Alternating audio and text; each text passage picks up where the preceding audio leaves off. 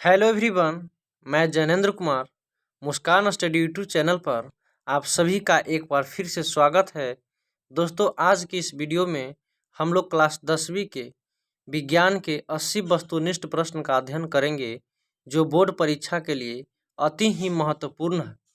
तो चलते हैं पहले प्रश्न की ओर। कहता है कि निम्नांकित में किसका अपवर्तनांक अधिक होता है।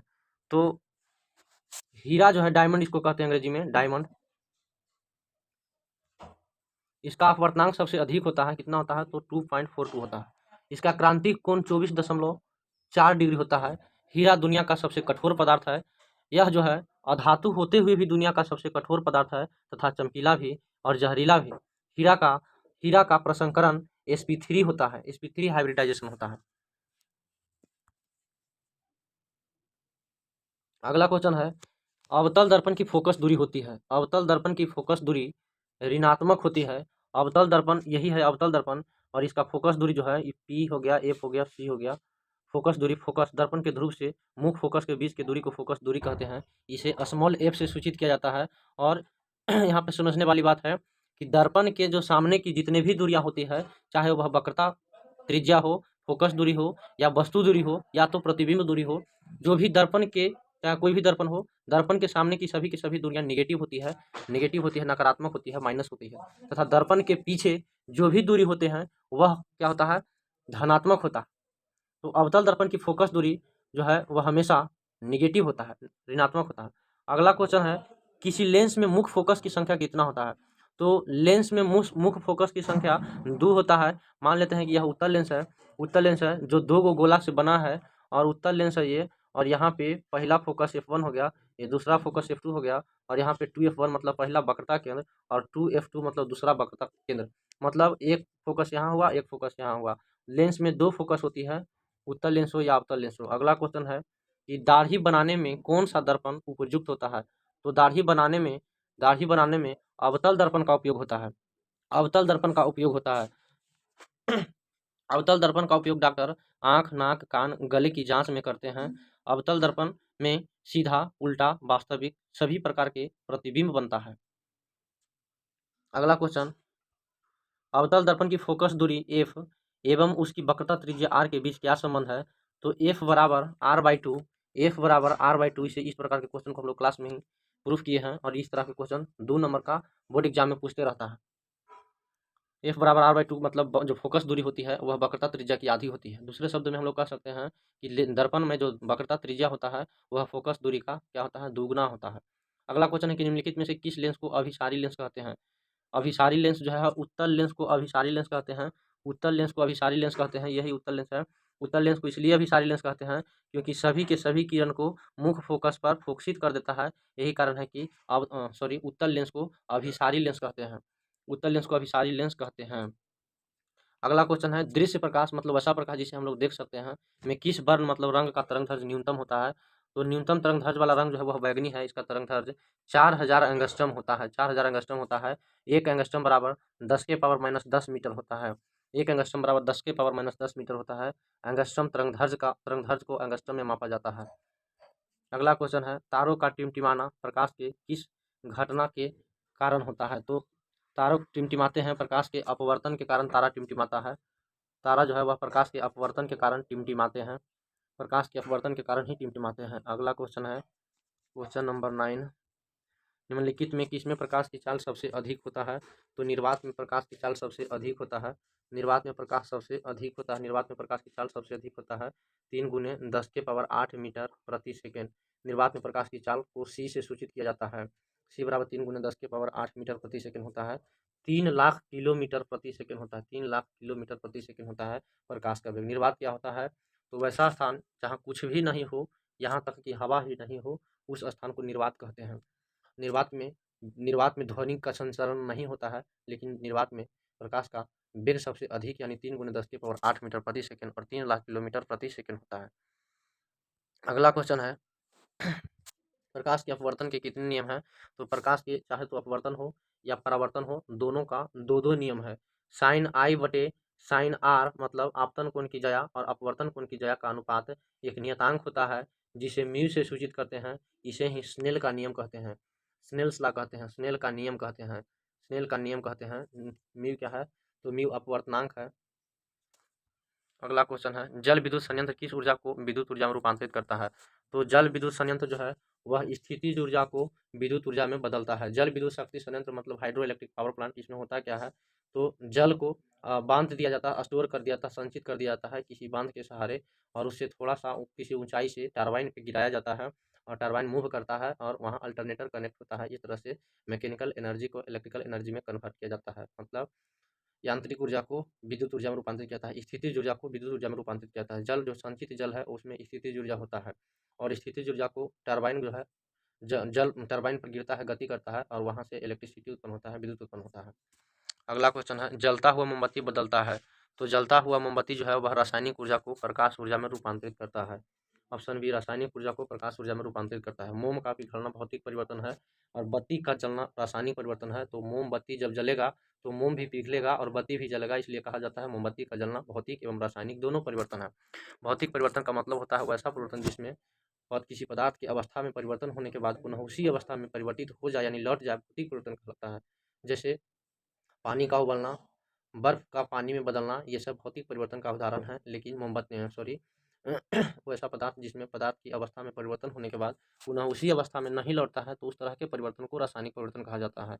जैसे दूध से दही बनना, यह रासायनिक परिवर्तन होता है। कोयला का जलना, किसी पदार्थ का जलना इत्यादि। अगला क्वेश्चन है, एक विद्युत सेल धारा प्राप्त करने पर इसके सिरों के बीच विभवांतर का मान विद्युत वाहक बल की तुलना में हो जाता है। तो विद्युत वाहक बल की तुलना में कम हो जाता है, विद्युत वाहक बल की तुलना में कम हो जाता है। विद्युत वाहक बल को ई से सूचित किया जाता है, ईएमएफ इलेक्ट्रोमोटिव फोर्स। विद्युत वाहक बल इसको हिंदी में कहते हैं। किसी परिपथ के एकांक धारा, किसी परिपथ में सर्किट में एकांक धारा चालू रखने के लिए जितना बल की आवश्यकता होता है उसी को ईएमएफ कहते हैं। इसका मात्रक वोल्ट होता है। अगला क्वेश्चन कहता है, प्रतिरोध का मान बढ़ाने के लिए प्रतिरोधकों का जोड़ा जाना चाहिए। तो प्रतिरोध को अगर ज़्यादा बड़ा होना चाहिए करना है तो प्रतिरोध को श्रेणी क्रम में जोड़ दीजिए। मतलब आर सीरीज बराबर होता है R1 + R2 + R3 dot dot dot. अगर आर सीरीज बराबर अगर एन प्रतिरोध हो तो R × एन हो जाएगा। प्रतिरोध का मान अधिक प्राप्त करने के लिए प्रतिरोधों को श्रेणी क्रम में जोड़ते हैं, जबकि प्रतिरोध संयुक्त प्रतिरोध का मान कम प्राप्त करने के लिए प्रतिरोधों को समानांतर क्रम में जोड़ते हैं। श्रेणी क्रम में सभी परिपथ में धारा का मान समान होता है और विभवांतर का मान अलग अलग होता है। लेकिन अगर परिपथ सर्किट जो है वह समानांतर क्रम में हो तो विद्युत धारा का मान अलग अलग हो सकता है, लेकिन पोटेंशियल यानी विभवांतर का मान सेम होता है। हमारे घरों में जो बिजली जलता है, कनेक्शन होता है, इलेक्ट्रिसिटी का कनेक्शन होता है, वह पैरेलल कॉम्बिनेशन में होता है, पैरेलल कॉम्बिनेशन में होता है। घर में 220 वोल्ट एसी धारा का प्रवाह होता है 50 हर्ट्ज तक। इंडिया में 50 हर्ट्ज एसी की आवृत्ति होती है, जबकि अमेरिका में जो एसी अल्टरनेटिंग करंट की आवृत्ति होता है वह 60 हर्ट्ज होता है, जबकि डीसी डायरेक्ट करंट का आवृत्ति 0 हर्ट्ज होता है। विद्युत चुम्बक बनाने के लिए प्रायः कि जिस छड़ का उपयोग होता है वह है, तो विद्युत चुम्बक बनाने के लिए नरम लोहा का उपयोग होता है, नरम लोहा जिसको सॉफ्ट आयरन कहा जाता है। जबकि अस्थायी चुंबक बनाने के लिए इस्पात का उपयोग किया जाता है। अगला क्वेश्चन है, उच्चतर ताप पर कौन सी प्रक्रिया पूरी होती है? तो उच्चतर ताप पर नाभिकीय संलयन और विखंडन दोनों प्रक्रिया पूरी होती है, दोनों प्रक्रिया पूरी होती है, नाभिकीय संलयन और नाभिकीय विखंडन। नाभिकीय संलयन में क्या होता है, तो 2 या 2 से अधिक नाभिक जो है एक नाभिक में बदलता है नाभिकीय संलयन में, लेकिन विखंडन में कोई बड़ा परमाणु टूट करके 2 या 2 से अधिक परमाणु में क्या होता है, बिखर जाता है। नाभिकीय संलयन सूर्य में होता है, नाभिकीय विखंडन जो है वह परमाणु बम में होता है। सौर ऊर्जा को सीधे विद्युत ऊर्जा में बदलने की युक्ति क्या है? तो सौर ऊर्जा को विद्युत ऊर्जा में बदलने की जो युक्ति है उसको सौर सेल कहते हैं। सौर सेल जो है सौर ऊर्जा को विद्युत ऊर्जा में बदलता है, सौर ऊर्जा को विद्युत ऊर्जा में बदलता है सौर सेल। अगला क्वेश्चन है, पवन विद्युत जनित्र में अगला क्वेश्चन है, पवन विद्युत जनित्र में पवन की चाल कम से कम कितनी होनी चाहिए? तो पवन विद्युत जनित्र में पवन की चाल जो है विंड पावर प्लांट जिसको कहते हैं 15 किलोमीटर प्रति सेकेंड प्रति घंटा होना चाहिए। ऑप्शन में नहीं है इसलिए ऑप्शन डी होगा। अगला क्वेश्चन है, सेल का विद्युत वाहक बल होता है, सेल का विद्युत वाहक बल है सेल द्वारा इकाई आवेश पर किया गया कार्य, सेल द्वारा इकाई आवेश पर किया गया कार्य, सेल द्वारा इकाई आवेश पर किया गया कार्य। सेल का विद्युत वाहक बल है सेल द्वारा इकाई आवेश में किया गया कार्य। ऑप्शन सेल द्वारा इकाई आवेश में किया गया कार्य, option B, option number B. अगला क्वेश्चन है कि घरेलू परिपथ में मुख्य रूप से किसकी आपूर्ति होती है? तो घरेलू परिपथ में मुख्य रूप से घरेलू परिपथ में मुख्य रूप से प्रत्यावर्ती धारा, जिसको एसी कहते हैं, अल्टरनेटिंग करंट कहते हैं, इसका ग्राफ इस तरह का होता है, इसी का प्रवाह होता है। 50 हर्ट्ज एसी इंडिया में उपयोग किया जाता है। इससे पहले वाले क्वेश्चन में हमने ऑलरेडी इस तरह के क्वेश्चन को डिस्कस किया है। अगला क्वेश्चन है, वर्ण विक्षेपण असंभव है। तो वर्ण विक्षेपण का मतलब होता है कि जब श्वेत प्रकाश को किसी प्रिज्म से होकर गुजारा जाता है तो उस क्रम में श्वेत प्रकाश 7 रंग में बंट जाता है। इससे जो रंगीन पट्टी बनता है उसे वर्णपट या स्पेक्ट्रम कहते हैं। स्पेक्ट्रम में 7 रंग विभजी और होता है। स्पेक्ट्रम में जो सबसे ऊंचे वाला कलर होता है वह लाल होता है, जिसका तरंगदैर्घ्य 7500 एंगस्ट्रॉम होता है, यानी सबसे अधिक होता है। और सबसे नीचे जो रंग होता है वह बैगनी होता है, जिसका तरंगदैर्घ्य 4000 एंगस्ट्रॉम होता है।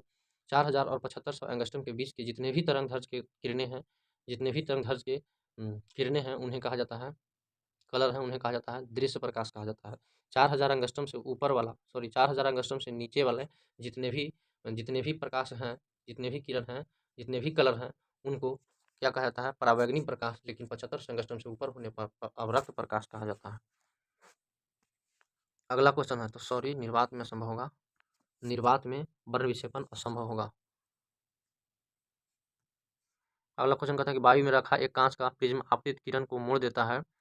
कैसे मोड़ देता है, तो आपतित किरण को आधार से दूर मोड़ देता है। आधार से दूर मोड़ने का कारण है कि कांच से जा रहा है कहाँ, कांच से हवा में जा रहा है, तो कांच हो गया सघन माध्यम, हवा हो गया विरल माध्यम, सघन माध्यम से विरल माध्यम में जाने पर अभिलंब से दूर मुड़ेगा, तो आधार से दूर मुड़ जाएगा, ऑप्शन सी। अगला क्वेश्चन कहता है कि Zn मतलब zinc, Zn plus O2 reaction करके जिंक ऑक्साइड किस प्रकार की अभिक्रिया है, तो जिंक ऑक्सीजन से रिएक्शन कर रहा है, ये क्या होगा, उपचयन अभिक्रिया होगा, ऑक्सीकरण होगा। ऑक्सीकरण को ही उपचयन कहते हैं, ऑक्सीकरण को ही उपचयन कहते हैं। अगला क्वेश्चन कहता है खाने वाला सोडा का रासायनिक नाम निम्नलिखित में से कौन सा है, तो खाने वाला सोडा, जिसको बेकिंग सोडा भी कहते हैं, इसका फार्मूला होता है, अणुसूत्र होता है, रासायनिक सूत्र NaHCO3, NaHCO3 ऑप्शन ए हो जाएगा, NaHCO3 सोडियम बाइकार्बोनेट। अगला क्वेश्चन कहता है कि कमरे के ताप द्रव अवस्था में रहने वाली धातु होता है, तो कमरे के ताप द्रव अवस्था में जो है वह पारा रहता है। पारा जो है वह कमरे के ताप पर द्रव अवस्था में पाया जाता है। कमरा का ताप 27 डिग्री सेंटीग्रेड होता है, जिसको 300 केल्विन की 27 डिग्री सेंटीग्रेड इक्विवेलेंट होता है 300 केल्विन का। पारा जो है वह धातु होते हुए भी द्रव अवस्था में पाया जाता है। पारा जो है वह पारदर्शक होता है और यह कांच की दीवार को नहीं भिंगोता है। यही कारण है कि थर्मामीटर में पारा का उपयोग किया जाता है। पारा का संकेत Hg होता है। अगला क्वेश्चन कहता है कि आवर्त सारणी के शून्य समूह के तत्व कौन है, तो आवर्त सारणी के शून्य समूह के जो तत्व होते हैं वह निष्क्रिय गैस होते हैं, तो ऑप्शन बी हीलियम जो है वह निष्क्रिय गैस है, जो आवर्त सारणी के शून्य समूह के तत्व है। निष्क्रिय गैस जो है वह पूरे आवर्त सारणी के सबसे दाएं साइड 0 ग्रुप या अंतिमवा ग्रुप कहलाता है। यह महत्तम अस्थायी तो प्राप्त किए हुए है, जो किसी तत्व से रिएक्शन नहीं करता है। अगला क्वेश्चन, सोडियम कार्बोनेट के जलीय विलयन में मेथिल ऑरेंज का विलयन मिलाने पर विलयन का रंग परिवर्तित होकर निम्नलिखित में से कौन सा हो जाता है, कौन सा हो जाता है, तो पीला कलर का हो जाता है। यह कलर जो है वह पीला हो जाता है। अगला क्वेश्चन है, ग्लोबल वार्मिंग के लिए उत्तरदायी गैस निम्नलिखित में से कौन सा है, तो ग्लोबल वार्मिंग के लिए उत्तरदायी गैस जो होगा वह CO2 होगा। कार्बन डाइऑक्साइड जो होगा वह ग्लोबल वार्मिंग के लिए उत्तरदायी गैस होगा। ग्लोबल वार्मिंग CO2 जो है वह भारी प्रवृत्ति का गैस होता है। CO2 जो है वह गर्म प्रकृति का गैस होता है। कुआं जो होता है, कुआं बहुत गहरा गहरा कुआं होता है, उसके तली में जो है CO2 गैस भरे होते हैं। यही कारण है कि कभी कभी जो है कोई व्यक्ति जब कुआं में नीचे उतरता है तो उतरने पर उसे सांस लेने में कठिनाई होने लगता है और कभी कभी उन्हें मृत्यु भी हो जाता है। अगला क्वेश्चन कहता है कि गंधक की परमाणु संख्या क्या है, गंधक सल्फर को कहा जाता है, इसका परमाणु संख्या 16 होता है, परमाणु भार 32 होता है, संकेत S होता है और यह अधातु है। अम्ल का जलीय विलयन विद्युत की संचालन करता है, क्योंकि अम्ल जल में क्या होते हैं, आयनित हो जाते हैं। अम्ल जल में जो है वह आयनित होते हैं। आयनित करने का मतलब प्लस और माइनस, पॉजिटिव और नेगेटिव। जैसे में जलीय अम्ल का जलीय विलयन, जैसे में NaCl जो है वह उदासीन लवण है, इसको जल में डालने पर क्या होता है, Na प्लस हो जाएगा, Cl माइनस हो जाएगा, यह आयनित हो जाएगा। अम्ल का जलीय विलयन, अम्ल का होने का मतलब होता है ACl अम्ल है, जब इसको जल में डालेंगे तो H प्लस हो जाएगा, Cl माइनस हो जाएगा, यह आयनित हो गया। आर्हेनियस के अनुसार अम्ल वह है जो जल में घुलकर H प्लस डालता है। H प्लस डालता क्या कहलाता है, अम्ल कहलाता है। अम्ल नीला लिटमस पत्र को लाल कर देता है। जैसे HCl H2SO4 ये सब सल्फ्यूरिक एसिड, ये सब क्या है, अम्ल है, लेकिन जल में घुलनशील जल में घुलनशील भस्म को क्षार कहते हैं। OH माइनस जो देगा जल में घुल करके उसे क्षार कहेंगे। अम्ल और क्षार की अभिक्रिया से लवण की प्राप्ति होती है। लवण वैसा पदार्थ होता है जिसका pH मान 7 होता है, जैसे जल एक उदासीन लवण होता है। सोडियम क्लोराइड जिसको साधारण नमक कहते हैं भी उदासीन लवण है। अगला क्वेश्चन देखते हैं कि अधिकतर धातुओं के ऑक्साइड होते हैं, तो धातु के ऑक्साइड जो है वह क्षारीय प्रवृत्ति का होता है। धातु के जो ऑक्साइड होते हैं वह क्षारीय होता है। धातु के ऑक्साइड कहने का मतलब होता है कि ZnO जिंक ऑक्साइड, जिंक धातु है, ऑक्सीजन अधातु है। जिंक ऑक्सीजन से रिएक्शन करके जिंक ऑक्साइड बनाए हुए हैं। तो धातु के ऑक्साइड क्षारीय होते हैं, लेकिन अधातु के ऑक्साइड अम्लीय होते हैं। अगला क्वेश्चन कहता है कि सोने में निम्नलिखित में से कौन सी धातु मिलाकर मिश्र धातु तैयार की जाती है। सोना में कौन सी धातु मिलाकर मिश्र धातु तैयार किया जाता है। तो सोना जो है वह काफ़ी मुलायम होता है, लेकिन इसे हार्ड बनाने के लिए कॉपर मिलाया जाता है। कॉपर मतलब तांबा, 29 परमाणु संख्या होता है, जीव संकेत होता है। शुद्ध सोना जो है वह 24 कैरेट का होता है, 100% इसमें सोना होता है, गोल्ड होता है। लेकिन अशुद्ध सोना जो है 18% के, 18 कैरेट के सोना में 75%, 18 कैरेट के सोना में 75% जो है वह सोना पाया जाता है। 25% अशुद्धियाँ रहता है, जो अशुद्धि कॉपर के रूप में होता है। कॉपर मिलाने से सोना कठोर हो जाता है, मजबूती हो जाता है। अगला क्वेश्चन कहता है कि NaCl मतलब साधारण नमक, सोडियम क्लोराइड, जिंक क्या है, AgNO3, सोडियम नाइट्रेट से रिएक्शन करके AgCl बना देगा, ऑप्शन नीचे रह जाएगा। और सोडियम नाइट्रेट निम्नलिखित में किस प्रकार की अभिक्रिया है। तो यह अभिक्रिया जो है वह द्विविस्थापन अभिक्रिया है, जिसको अंग्रेजी में डबल डिस्प्लेसमेंट रिएक्शन कहते हैं, द्विविस्थापन अभिक्रिया है। अगला कहता है सिलिकॉन क्या है। तो सिलिकॉन जो है वह एक प्रकार का उपधातु होता है। सिलिकॉन क्या है, एक उपधातु होता है। उपधातु का मतलब होता है कि जिसमें धातु और अधातु दोनों का गुण लक्षण पाया जाता है, उपधातु कहलाता है। उपधातु की संख्या जो है आवर्त सारणी में 7 है। BCG, boron, silicon, germanium, antimony, arsenic, tellurium और पोलोनियम, 1 2 3 4 5 6 7, पूरे आवर्त सारणी में 7 गो जो है वह उपधातु पाया जाता है। Boron, silicon, germanium, antimony, arsenic, tellurium और पोलोनियम। अगला क्वेश्चन कहता है सिलिकॉन का उपयोग जो है वह IC मानी इंटीग्रेटेड सर्किट के चिप बनाने में भी किया जाता है। अगला क्वेश्चन कहता है कि वे तत्व जिनके बाहरी सेल पूर्ण भरे होते हैं कहलाते हैं उत्कृष्ट गैस कहलाता है। जिस तत्व का जो बाहरी कक्षा है वह पूर्ण रूप से भरा होता है वह उत्कृष्ट गैस कहलाता है, अक्रिय गैस कहलाता है। खड़िया का रासायनिक सूत्र क्या होता है। खड़िया को ही मार्बल कहते हैं, संगमरमर कहते हैं। इसका सूत्र जो है वह CaCO3 होता है, कैल्शियम कार्बोनेट होता है। अगला क्वेश्चन कहता है कि निम्नलिखित में से कौन सबसे अधिक अम्लीय ऑक्साइड होता है। तो अम्लीय ऑक्साइड जो होते हैं वह धातु के ऑक्साइड क्षारीय होगा, लेकिन अधातु के ऑक्साइड अम्लीय होगा। ऑप्शन ए सल्फर डाइऑक्साइड अधातु के ऑक्साइड है, इसलिए अम्लीय होगा। अम्ल वर्षा सल्फर के ऑक्साइड से ही अम्ल वर्षा होता है, जो ताजमहल जैसे मीनार को क्या करता है, काला कर देता है। अगला क्वेश्चन है क्वेश्चन नंबर 38। निम्नलिखित में कौन एल्काइन है। निम्नलिखित में कौन एल्काइन है। एल्काइन जो है वह क्या है, असंतृप्त हाइड्रोकार्बन है। हाइड्रोकार्बन क्या होता है, तो हाइड्रोजन और कार्बन से मिलकर बने हुए तत्व को यौगिक को हाइड्रोकार्बन कहते हैं। हाइड्रोकार्बन दो प्रकार के होते हैं, संतृप्त हाइड्रोकार्बन और असंतृप्त हाइड्रोकार्बन। संतृप्त हाइड्रोकार्बन का मतलब होता है सिंगल बॉन्ड, जिसे एल्केन कहते हैं, जिसका अनुसूत्र CnH2n+2 होता है। कार्बन की संख्या दुगुना से 2 अधिक। लेकिन असंतृप्त हाइड्रोकार्बन दो प्रकार के होते हैं, एक होगा डबल बॉन्ड और दूसरा होगा ट्रिपल बॉन्ड। डबल बॉन्ड कहने का मतलब होता है दुगुना, कार्बन की संख्या दुगुना रहेगा, लेकिन ट्रिपल बॉन्ड दुगुना से दो कम रहेगा। तो यहाँ ऑप्शन सी होगा C2H2। C2H2 जिसको एसिटिलीन कहते हैं, यह जो होगा C2H2 क्या होगा, ए एल्काइन होगा, दुगुना से दो कम, CnH2n-2 इसका अनुसूत्र होता है एल्काइन का। लास्ट में लगता है आइन। यह असंतृप्त हाइड्रोकार्बन का उदाहरण है। अगला क्वेश्चन कहेंगे, अगला क्वेश्चन कहते हैं CH3OC2H5 का IUPAC नाम क्या होता है। IUPAC का मतलब होता है international union pure applied chemistry. IUPAC नाम लिखना है तो इसका हो जाएगा ROR हो जाएगा ईथर, इसको कहते हैं ईथर का क्रियाशील मूलक है। इसका IUPAC नाम लिखना है तो इसका IUPAC नाम होगा ऑप्शन ए एंड बी दोनों हो जाएगा मेथॉक्सी एथेन। कम वाला में ऑक्सी, कार्बन की संख्या जिसमें कम कम रहेगा उसमें क्या लगाते हैं, ऑक्सी। तो मेथॉक्सी एथेन हो गया, या इसी को कहते हैं ethyl methyl ether. Ethyl methyl ether option number हो जाएगा इसका ए और बी दोनों, ए और बी दोनों होगा ऑप्शन। अगला क्वेश्चन कहता है कि निम्न में से कौन यौगिक ईंधन के रूप में इस्तेमाल किया जाता है। ईंधन के रूप में इस्तेमाल करने वाला यौगिक जो होगा वह क्या होगा, इथेनॉल जो है वह ईंधन के रूप में इस्तेमाल किया जाता है। इथेनॉल को ईंधन के रूप में भी इस्तेमाल करते हैं।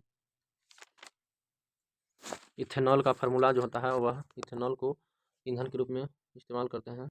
इथेनॉल ऑप्शन सी इथेनॉल का फार्मूला होता है इथेनॉल C2H5OH, जिसको इथाइल अल्कोहल भी कहते हैं। अगला क्वेश्चन है सोडियम हाइड्रोक्साइड जिंक से अभिक्रिया करके निम्नलिखित में से कौन सा उत्पाद बनाएगा। तो सोडियम हाइड्रोक्साइड जो है वह जिंक से अभिक्रिया करके सोडियम जिंकेट बनाएगा, Na2ZnO2 प्लस हाइड्रोजन बनाएगा, ऑप्शन बी। वीडियो साफ साफ नहीं दिखाई देने पे सॉरी। आप सभी से अनुरोध है कि वीडियो को जहाँ तक साफ साफ दिखाई नहीं दे रहा हो उसे केवल वॉइस के माध्यम से ही सुनकर याद करें। अगला क्वेश्चन है कि धोबिया सोडा जिसको वाशिंग सोडा कहते हैं का रासायनिक सूत्र क्या होता है। धोबिया सोडा का रासायनिक सूत्र Na2CO3 × 10H2O, ऑप्शन ए होगा। यहाँ से क्वेश्चन आता है कि धोवन सोडा या धोबिया सोडा या वाशिंग सोडा के एक अणु में जल के कितने अणु होते हैं। तो जल के 10 अणु होते हैं धोवन सोडा में। अगला क्वेश्चन है अम्ल राज्य में सांद्र HNO3 और सांद्र HCl का अनुपात होता है। तो अम्ल राज्य जो होता है वह HNO3 मतलब नाइट्रिक अम्ल और HCl हाइड्रोक्लोरिक अम्ल के 1:3 मिश्रण होता है।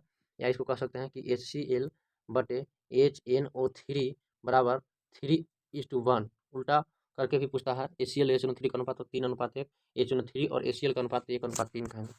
अगला क्वेश्चन कहता है कि किसी अभिक्रिया में भाग लेने वाले पदार्थ को क्या कहते हैं। तो जो अभिक्रिया में भाग लेगा उसको अभिकर्मक कहेंगे या अभिकारक कहेंगे, इंग्लिश में रिएक्टेंट कहते हैं। इंग्लिश में इसको कहते हैं रिएक्टेंट। और जो अभिक्रिया का पश्चात बनेगा उसको प्रोडक्ट कहते हैं, उत्पाद कहते हैं। अगला क्वेश्चन कहता है निम्नलिखित में से कौन अम्लीय ऑक्साइड होता है। तो अभी हमने बताया कि अधातु के ऑक्साइड जो होते हैं, क्वेश्चन रिपीट है, अधातु के ऑक्साइड अम्लीय होते हैं। यहाँ अधातु के ऑक्साइड अम्लीय होते हैं, अधातु के ऑक्साइड अम्लीय होते हैं, लेकिन धातु के ऑक्साइड क्षारीय होते हैं। Option D SO2 sulphur dioxide के एक धातु के ऑक्साइड है, इसलिए अम्लीय होगा। अगला क्वेश्चन कहता है निम्नलिखित में से कौन सा पदार्थ का जलीय घोल लाल लिटमस पत्र को नीला कर देता है। लाल लिटमस पत्र को नीला कर देता है, इसका मतलब क्षार होगा। लाल लिटमस पत्र को नीला करता है इसका मतलब वह क्षार होगा, लेकिन नीला लिटमस पत्र को लाल कर दे तो वह अम्ल कहलाएगा। अगला क्वेश्चन कहता है कि स्वस्थ शरीर का सामान्य pH मान कितना होता है। pH का मतलब potential of hydrogen, power of hydrogen, hydrogen की शक्ति। तो 7 से 7.8 तक मानो सामान्य स्वस्थ शरीर का pH मान होता है। वैसा स्केल जिस पर pH मानांकित होता है pH स्केल कहलाता है। pH स्केल में 0 से 7 तक pH मानांकित होता है। जिस पदार्थ का pH मान 7 से कम अम्लीय होता है, लेकिन 7 से अधिक होने पर क्षारीय, लेकिन 7 हो तो वह उदासीन कहलाता है। अगला क्वेश्चन है निम्नांकित यौगिकों में कौन जल में विलीन नहीं होते हैं। तो यहाँ पे कंसेप्ट आता है समान समान को घुलता है, like dissolve like. Like dissolve like benzene जो है वह क्या है, निम्नलिखित यौगिकों में कौन जल में विलीन नहीं है। तो विलीन नहीं होगा, बेंजीन विलीन नहीं होगा, ग्लूकोज, कार्बन डाइसल्फाइड और मीथेन, ये तीनों के तीनों जो है निम्नलिखित यौगिकों में कौन जल में विलीन नहीं है। तो ग्लूकोज, कार्बन डाइसल्फाइड और मीथेन, कार्बन डाइसल्फाइड और मीथेन CH4। सॉरी कहता है क्वेश्चन निम्नलिखित में कौन जल में विलीन नहीं है।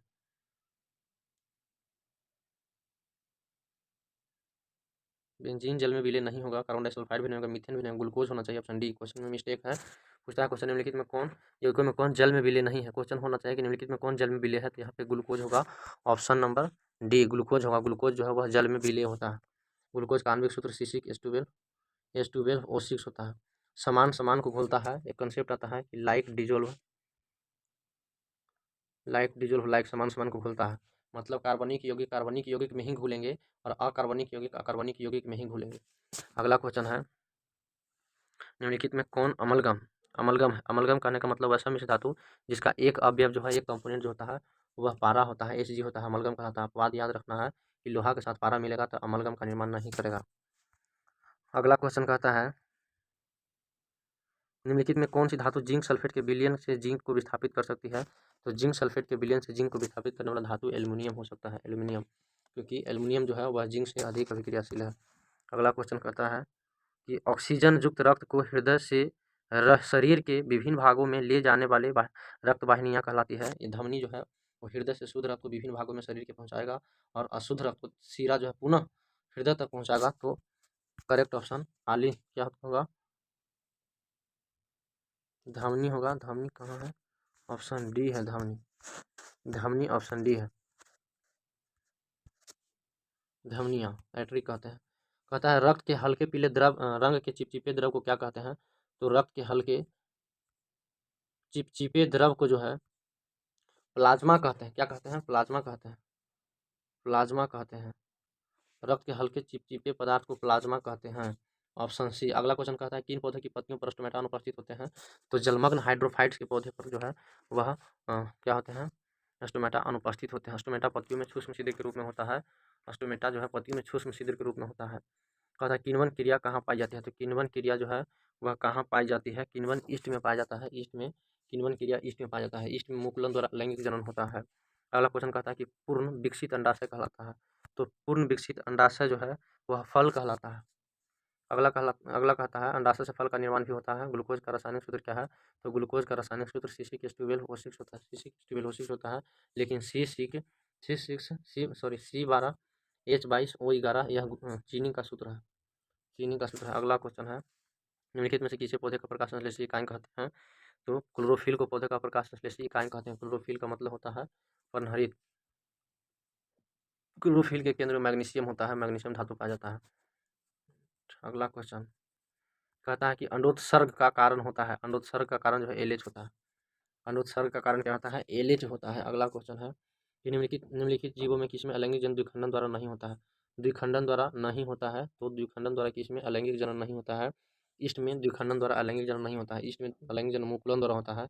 अमीबा, पैरामीशियम, लेशमानिया, ये तीनों के तीनों जो है इसमें ये क्या होता है?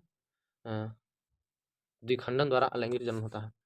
अगला क्वेश्चन है कि प्रकृति में ऑक्सीजन का संतुलन कैसे होता है? तो प्रकाश संश्लेषण क्रिया द्वारा प्रकृति में ऑक्सीजन का संतुलन होता है। प्रकाश संश्लेषण उपचयन पर क्रम है। इसमें हरे पेड़ पौधे के द्वारा सूर्य प्रकाश की उपस्थिति में वायुमंडल से कार्बन डाइऑक्साइड तथा जड़ से खनिज लवण की उपस्थिति में क्लोरोफिल की उपस्थिति में भोजन बनाने की प्रक्रिया होती है, जिसे प्रकाश संश्लेषण कहते हैं, फोटोसिंथेसिस कहते हैं, फोटोसिंथेसिस कहते हैं। कहेगा क्वेश्चन की प्रकाश संश्लेषण की क्रिया में ऑक्सीजन कहाँ से निकलता है? तो जल से। प्रकाश संश्लेषण की क्रिया में किसका निर्माण होता है? तो ग्लूकोज का निर्माण होता है। अगला क्वेश्चन कहता है, प्रकृति हो गया कि भोजन के पाचन में निम्नलिखित में से किस रस की भूमिका होती है? भोजन के पाचन में पीत रस, अग्न्याशय रस, आंत रस, ये सभी की भूमिका होती है। इंपॉर्टेंट क्वेश्चन कहता है कि भोजन का पाचन और मुख्य रूप से छोटी किस में होता है? तो कहेंगे छोटी आंत में होता है। लेकिन भोजन का पाचन शुरू कहाँ से होता है? तो मुख से शुरू होता है।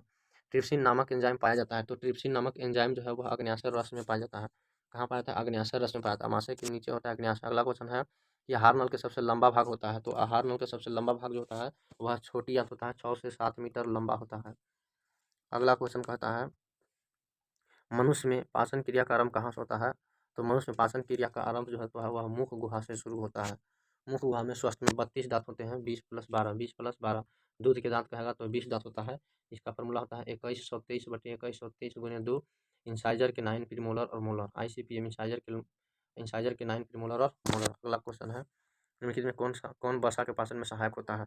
तो वसा के पाचन में सहायक होगा वह टाइलिन होता है। टाइलिन जो होगा वह वसा के पाचन में सहायक होगा। अगला क्वेश्चन कहता है कि ग्लाइकोलिसिस की प्रक्रिया संपन्न होती है। ग्लाइकोलाइसिस की प्रक्रिया जो है वह कोशिका द्रव में संपन्न होता है, कोशिका द्रव में संपन्न होता है। अगला क्वेश्चन कहता है कि ओजोन परत होते हैं। ओजोन परत क्या होते हैं? तो ओजोन परत जो होते हैं वह लाभदायक होते हैं। ओजोन परत से ओजोन क्या होता है कि परावैंगनिक किरणों को ओजोन परत क्या करता है? अवशोषित कर लेता है, जिसके कारण पृथ्वी पर के जितने भी जीव जंतु हैं वह त्वचा कैंसर परिवर्तन एवं विभिन्न प्रकार के रोगों से बच जाते हैं। यही कारण है कि ओजोन परत को हम लोग क्या कहते हैं? सुरक्षा कवच के रूप में जाना जाता है। इसका फॉर्मूला O3 होता है। क्वेश्चन पूछेगा कि ओजोन के एक अणु में ऑक्सीजन के कितने परमाणु पाए जाते हैं? तो ऑक्सीजन के 3 परमाणु पाए जाते हैं। अगला क्वेश्चन कहता है निम्नलिखित में कौन फूल में नर प्रजनन अंग होते हैं? तो पुंकेसर जो है वह फूल में नर प्रजनन अंग होते हैं। पुंकेसर फूल में जो नर प्रजनन अंग होता है। पौधे में श्वसन क्रिया के अंतर्गत ATP के टूटने से कितना ऊर्जा मुक्त होता है? तो 30.5 किलो जूल प्रति मोल ऊर्जा मुक्त होता है। ATP का फुल फॉर्म एडिनोसाइन ट्राइफॉस्फेट होता है।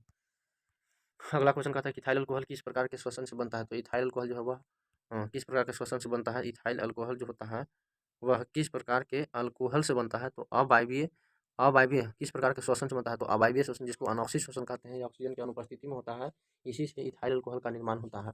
इथाइल अल्कोहल का फॉर्मूला CPH5OH होता है, जिसे इथेनॉल भी कहते हैं। अगला क्वेश्चन कहता है कि रक्त में उपस्थित कौन सी कणिकाएं श्वसन गैसों के परिवहन में भाग लेती है? तो लाल रक्त कणिकाएं जो है श्वसन गैस के परिवहन में मदद करता है। लाल रक्त कणिका को RBC कहते हैं। इसका जीवन काल 20 से 120 दिन तक होता है। रेड ब्लड सेल इसको ऑर्थोसाइट भी कहते हैं। अगला क्वेश्चन कहता है कि पादप अवशिष्ट जमा होते हैं। तो पादप अवशिष्ट जो है वह पत्तियों में, साल में, कोशिकीय रिक्तिकाओं में, इनमें से सभी में जमा होता है। Option D is the correct answer. अगला क्वेश्चन कहता है कि मनुष्य की आहार नल का कौन सा भाग किसी एंजाइम को स्रावित नहीं करता है? तो ग्रास नली जो है किसी भी एंजाइम को स्रावित नहीं करता है, ग्रास नली। अगला क्वेश्चन कहता है मूत्र की सांद्रता किसकी उपस्थिति पर निर्भर करता है? तो मूत्र की सांद्रता जो है वह ADH पर निर्भर करता है, ADH। अगला क्वेश्चन कहता है कौन सा हार्मोन पौधे की वृद्धि से संबंधित नहीं है? तो FCC कम जो है वह वृद्धि को रोकने वाला हार्मोन होता है। यह पत्तियों को गिराने में मदद करता है। यह वृद्धि से संबंधित नहीं है। अगला क्वेश्चन कहता है कि मानव हृदय किस तंत्र का भाग होता है? तो मानव हृदय जो है वह परिवहन तंत्र का एक भाग होता है। परिवहन तंत्र का एक भाग होता है। मानव हृदय को केंद्रीय पंपिंग स्टेशन भी कहते हैं। इसे लबडब किया जाता है। अगला क्वेश्चन कहता है कि जीव विज्ञान की वह शाखा जिसमें जो गुणों के वंशानुक्रम के अध्ययन से संबंधित है वह जेनेटिक्स कहलाता है, अनुवांशिकी कहलाता है। अनुवांशिकी कहलाता है। कहाँ गया ऑप्शन? अनुवांशिकी कहलाता है। ऑप्शन बी अनुवांशिकी कहलाता है। ग्रेगर जॉन मेंडल को अनुवांशिकता का जनक कहा जाता है। अनुवांशिकता का जनक कहा जाता है। उन्होंने मटर के साथ विभिन्न लक्षणों पर प्रयोग करके पूरे विश्व को बताया इसलिए ग्रेगर जॉन को आनुवंशिकता का पिता कहा जाता है। मेंडल ने मटर के 7 विभिन्न लक्षणों पर प्रयोग किया था। मटर का वैज्ञानिक नाम पाइसम सटाइवम होता है। मटर में 14 गुणसूत्र पाए जाते हैं। अगला क्वेश्चन है, श्वसन क्रिया में निम्नलिखित में से किस गैस को ग्रहण किया जाता है? तो श्वसन क्रिया में जो है वह ऑक्सीजन को ग्रहण किया जाता है। श्वसन क्रिया में किसको ग्रहण किया जाता है? श्वसन क्रिया में ऑक्सीजन गैस को ग्रहण किया जाता है और CO2 के रूप में वह बाहर निकलता है। Oxygen, option B, option number B. अगला क्वेश्चन कहता है, ग्लूकोज में कार्बन के कितने परमाणु होते हैं? ग्लूकोज में कार्बन के 6 परमाणु होते हैं। ग्लूकोज का फॉर्मूला होता है C6H12O6। कार्बन के कितने हो गए? 6 परमाणु हो गए। अगला क्वेश्चन कहता है कि मस्तिष्क में अनैच्छिक क्रियाओं का नियंत्रण केंद्र अवस्थित होता है। तो मस्तिष्क में अनैच्छिक क्रियाओं का नियंत्रण